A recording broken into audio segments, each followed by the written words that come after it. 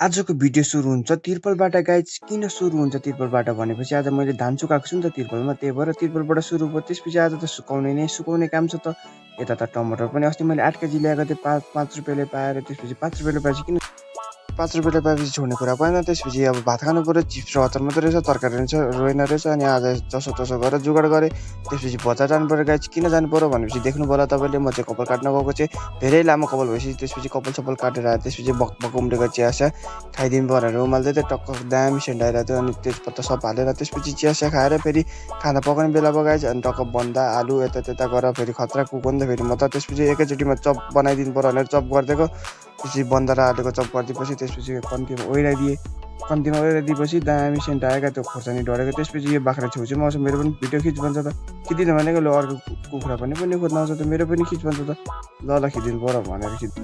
आजको लागि यति नै guys. Thanks for watching my video. Next भिडियोमा भेटौँला। यो टमाटर फलिरहेको थियो, त्यही टमाटरको भिडियो बनाइदिएको। लोकल टमाटर मिठो हुन्छ।